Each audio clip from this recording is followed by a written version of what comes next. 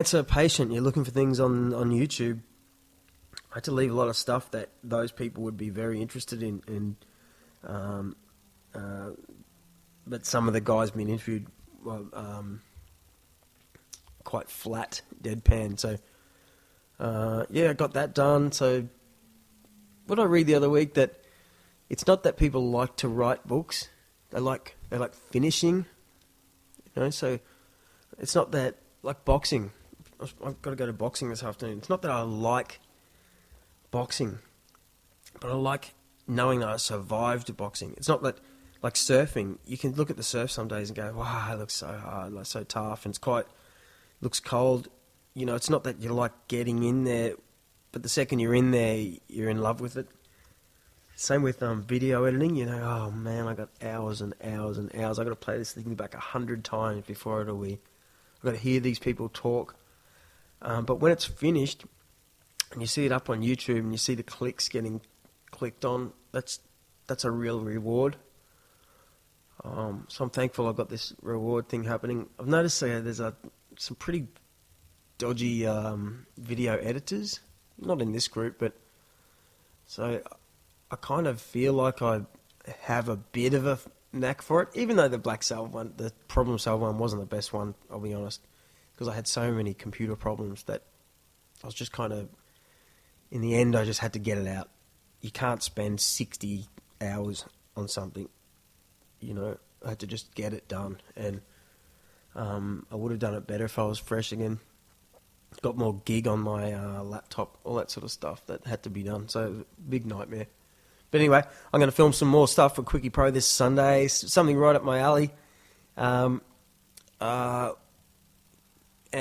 hopefully by the end of next weekend have an edit again to keep myself happy.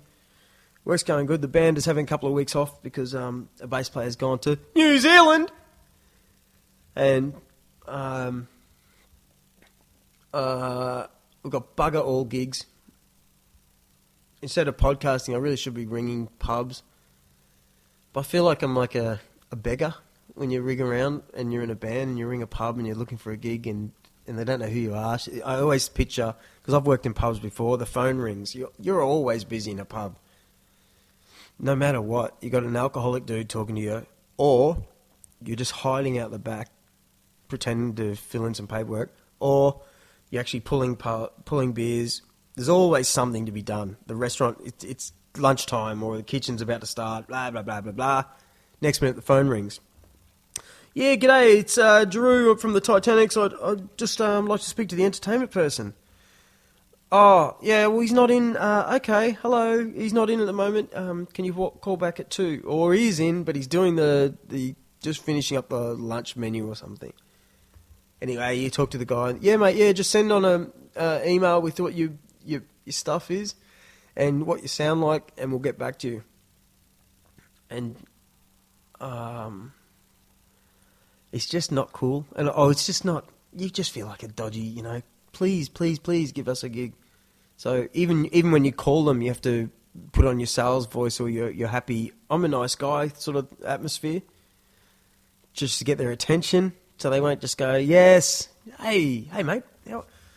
G'day Barry, how are you, mate? My name's Drew from the Titanics. Yada yada yada yada yada. But I'm going to change all that soon. I'm just going to walk into these places like I once did and look them eye to eye, have the stuff in hand. But like I said, bands are a dying sort of thing. I had this epiphany, and it's not even an epiphany, wake up to yourself. Had this thought the last couple of days. Oh, wow, that reminds me. Anyway, I had this thought the last couple of days. This is how it should be. And first I'm going to start by saying, when I worked at SeaWorld on the Gold Coast in 99, 98, 99, I think it was, they have like an entertainment sort of part of SeaWorld where I had to present the show, the 3D show at the time. Here we go. Ahoy there, mateys! Welcome to Pirates. Welcome to... Ahoy there, mateys! Welcome to Pirates, starring Leslie Nielsen and proudly sponsored by Paul's. Today's journey will last approximately 15 minutes, so please, no smoking, drinking, or flash photography. And I don't know, but I did this for about 10 months, I think, and then the other days I had to work in the Bermuda Triangle ride, which is sort of themed like you're in the jungle, and people come into this room in the darkness, and you'd be in there alone with a microphone, and every sort of, I don't know, 8 minutes I think it was, the room would fill up with people. You had to say this speech, and I completely rewrote it because I thought the speech sucked. It made no sense, and everyone at SeaWorld, these are just people who couldn't care about entertainment whatsoever. Jeez, it used to drive me nuts because, in my opinion, I was an ambassador for SeaWorld and the Gold Coast. So all these people are tourists coming from all over Australia, the world, and they walk into the Bermuda Triangle ride, and they get into this room, and it'd be like this. Attention journey people, you're about to go on the Bermuda Triangle. Watch out, there's been some, I don't know, trouble. The plane's gone crash. You need to find the survivors or some It wasn't even like that, and they press the button, and then the people would pick up their plastic drink bottle in front of all the customers, and, absolutely no thought of the atmosphere, even though it's totally stupid to do it. I never worked at Movie World, but a lot of the people there were more like actors, and they try and get the kids involved, you know what I'm saying? Anyway, I did it from word go, and not only that, I couldn't drop my character in there, and I'd scare the crap out of people, and I really liked it. And anyway,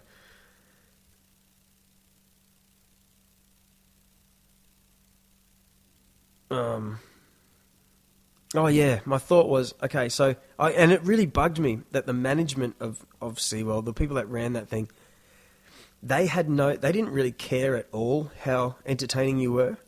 They just wanted you to get there on time. So no one, and it's not that I blame them personally, it's because they don't have a clue. There are so many people that don't have a clue about entertainment, especially in Australia, I reckon.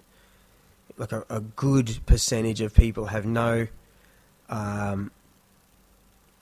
thought to how things should be and how they should look. I always think that. And I'm extreme. I kind of quite judgmental to all that stuff too much. And so I'd look at the management and just go, well, yeah, of course they wouldn't know. They're the most flat, deadpan people of all time. They wouldn't know what good entertainment even looks like anyway. So then I thought about pubs, and so we're trying to get a gig at the PA bar at the Gold Coast Casino, and in my opinion, when I think of any casino, I think of what a casino band should be and how it should look, and the plastic entertainment. Still, the music sounds exactly like a record. That goes without saying. But the entertainment the band has to, be as glitzy as the actual casino. But you'd think that there'd be someone that works at the casino who thinks the same way, but guess what? No. They just kind of book it like all the other pub owners I've ever seen, just like, yeah, can you play? All right. And you just play, and if they don't like you, they don't book you again. But they might book the crappiest band because they just sort of, we see your email, you sound like you play like the stuff. You just play, and they could be pretty crap, and they sort of let the whole pub down on that night. And in my opinion, I would have thought that you'd have an entertainment manager that sort of works for your pub and looks around at everyone that's playing on the coast and approach them and say, you guys would be perfect for our venue. You've got what I want to play at our venue, and I think you'd actually add something to this, and you're right in the idea that I've got for this venue, and all the venues should be the same. Say if it's a surf club and you want to have a really good Sunday session, well then you should be finding that band that makes everyone feel summery happy, upbeat, and make people dance. The music isn't too heavy. You know what I'm saying. And then if it's a Friday night thing and the crowd's young, you should be finding that act, not rotating them all and then just going through 4 crap ones and then finding the good one and then booking them again in another month and having another 3 nights of crap. You see what I mean? Like, why am I the only one sort of thinking that way? I swear that there's just not enough entertainment heads in Australia or Queensland. That's what it is. Queensland. Like, what happened to us Gold Coasters? There's just a bit too much, oh yeah, don't stand out too much, oh yeah. Anyway, I'm not shitbagging anyone, but I just feel like that lately.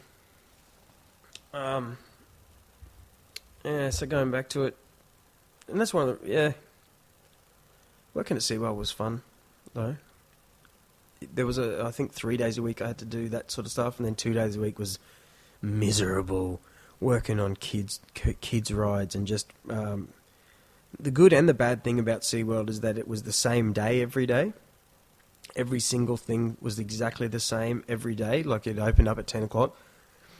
The people would come in, and you would just follow this roster shift that went from this ride over to the roller coaster. You'd push the button there, and back over to this other.